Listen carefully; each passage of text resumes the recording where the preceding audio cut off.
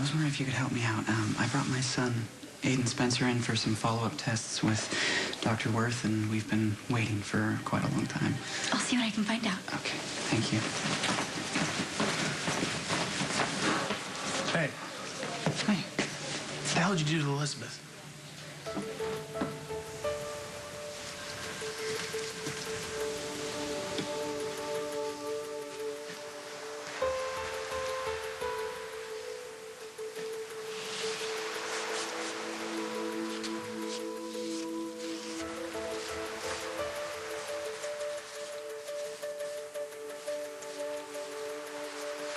Don't just stand there. Come in. Are you that self-centered, or are you just obtuse? Excuse me? Yeah. Sorry, is this like a multiple choice or something? Niles throws Elizabeth into the harbor, right? And Elizabeth doesn't drown, thank God. But she walks away with a severe case of pneumonia, life-threatening complications. And then her son becomes critically ill. My son, Ewing. He's both of our sons. We were both devastated. Right, devastated so much that you decided to what, just make things worse? Sorry, I don't understand. Why is this any of your business? I mean, all I did was tell Elizabeth the truth. Oh, yeah, and that was a great job. Great job, Lucky. Because where'd she end up? Where'd she end up? Oh, in the mental ward. That's right.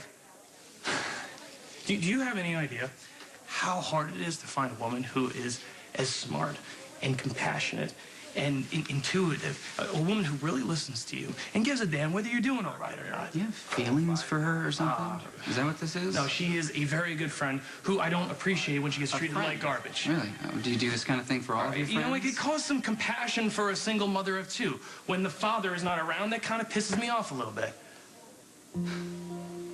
What is this? What do you want from me? I want you to pick a new hobby. Stop using Elizabeth as your emotional punching bag. Be careful. What? Rescuing Elizabeth can be a full-time job. Go to hell.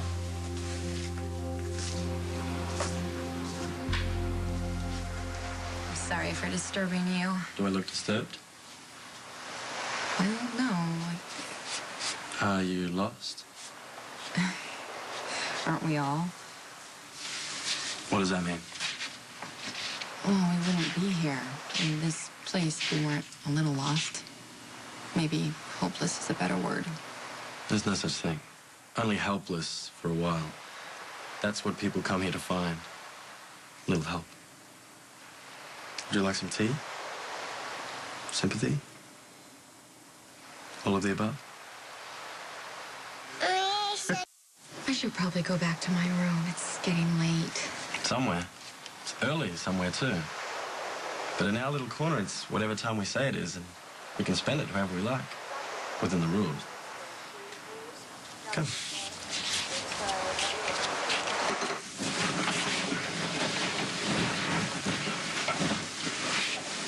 How about that tea? Okay, if it's not too much trouble. You say that a lot. Excuse me? I can give you an example. I'm guessing you like honey in your tea, but you're resigned to going without because you don't want to bother anyone. That's very insightful. Well, only if I'm right. Alarmingly so, yes. How long have you been here? Shady Brook? A few months. What do you think? Tolerable. Pleasant at times. Is this your first facility? Are you always so inquisitive? I'm sorry, that was incredibly rude of me. On second thought, thank you, but I really should go. Like I said, it's getting late. You have an unproductive relationship with time. I do? You let hours and years and days box you in. As opposed to... Letting the moments ebb and flow until, strung end to end, they form the story of your life. Instead of counting the moments away, you should fill them with as much passion and excitement as you possibly can. That's very poetic, but my situation is a little more feet on the ground. I'm a single mom and a nurse. My situation is not so passionate right now. Seems like a waste. Here you go.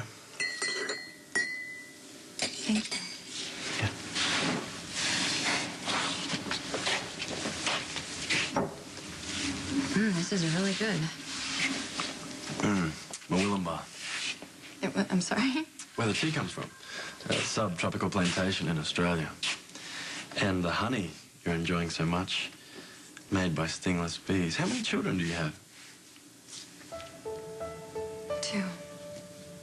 I have 2. Why does that make you sad?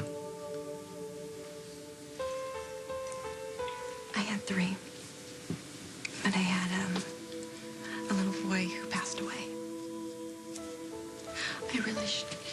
I should go.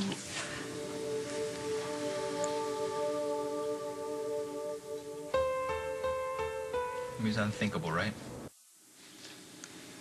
Something wrong? No, No. That's not entirely true.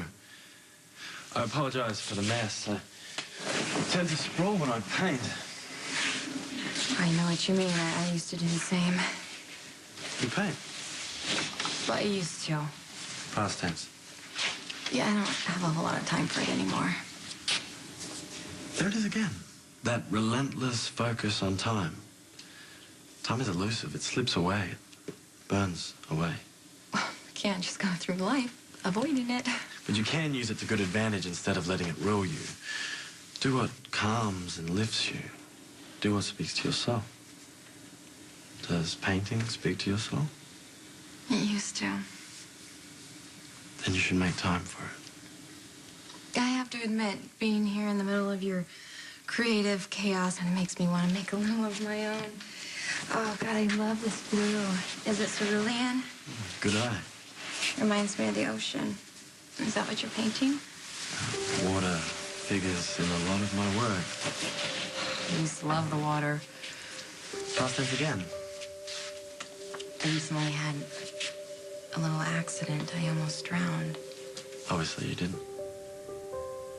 No, I didn't. Someone saved me.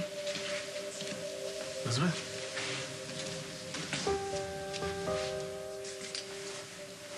This is a first. Aiden slept through the entire exam. You obviously have the magic touch. Just experience. Anyone who specializes in peds quickly learns how to examine without disrupting sleep. Makes it easier on everyone. Trust me, there is nothing worse than a floor full of cranky kids. Oh, I can only imagine.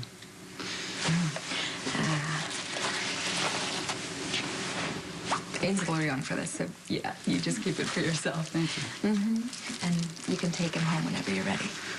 The tests came out okay? Right as rain. Okay. Yeah, it's as though nothing ever happened.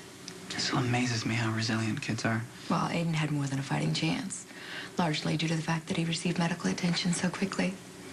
His daddy must be doing something right. Why would you say that? Someone up there decided you qualified for a genuine miracle. Oh, I don't know. I doubt that. I mean, you know, stones flying around, spelling out words. I mean, come on. Is that what happened? It's crazy, right? I'd settle for unusual. I don't know. I'm starting to wonder if I just imagined the whole thing or dreamt it. You know, like my subconscious was somehow telling me something I already knew, that I need to get home and be a father to my boys. Wasn't the message specifically about Aiden? Yeah, it was a warning that he was sick. How could you possibly know that? I mean, even subconsciously. I'm not the right person to ask. There are just some things that you can't explain. Like why certain people die and others live.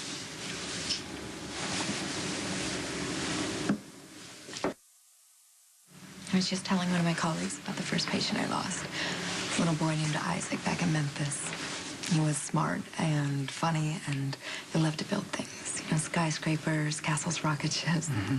Things a little boy could put together just blew my mind. He's so creative. I guess kids have the luxury of not knowing what's impossible yet, you know? Oh, yeah. They're just not afraid to dream and believe that those dreams are going to come true. If anyone deserved a shot at life, it was Isaac.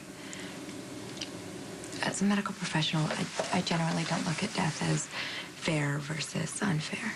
It's a set of circumstances and leads to an inevitable outcome. Right. And sometimes it's hard, you know, it hits you. Why? Why this lovely little human being. Yeah, I've been asking that a lot lately. Any answers? No. When I have a bad day, I look out at the city, and I look at the skyscrapers reaching up into the sky. It makes me feel better. It makes me think of Isaac. You know, his passion, his imagination. I remember that people who are gone, you know, once they've touched your heart, they're always there. They're signs. You know, they're all around you. They're in the air. You just have to look to see them.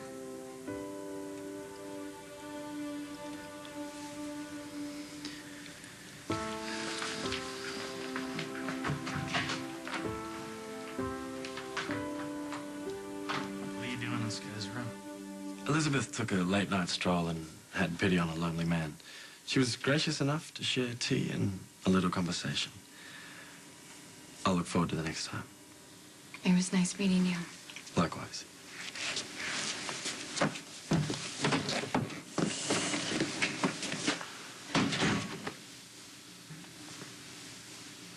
What are you doing here? I look away for 5 minutes and you commit yourself to a mental ward? I mean, what the hell are you doing here? What are you thinking? It was the right thing to do. In what universe? Seriously, why didn't you talk to me first? I talked to Lucky, and after that, I was all talked out. It didn't seem like you were having a problem talking to the painter guy. He was very nice. Yeah, well, of course, beautiful woman walks into your room in the middle of the night. I'd be nice, too. Hello? Hello, what? Something about that guy seems awfully familiar. Miss, you dropped this. Thanks. Oh, wouldn't want to lose that. Can't find red berets just anywhere. No, you can't. And just another thing, it's probably not a good idea to fraternize with the patients. I can't control who's across the hall from me. You don't know why he's here. He could be dangerous. I don't even know why I'm here. Okay, that one's easy. Actually, if I may, it's to push Lucky's buttons. Especially the big red one that's flashing guilt. Why is everyone so quick to jump to the conclusion that I'm trying to manipulate Lucky? Because you usually are. But checking yourself in here, I mean, that's a little, it's a little over the top, don't you think? It seemed like a good idea at the time. This is disturbing. I mean, this is, it's extreme, don't you think? All this maneuvering to get a guy who doesn't even deserve you to fall back in love with you. Okay, thank you. You made your point. Can we talk about this another time? Look, you know, if I offended you in any way, it's just out of deep concern. I get it. I get it. Yeah.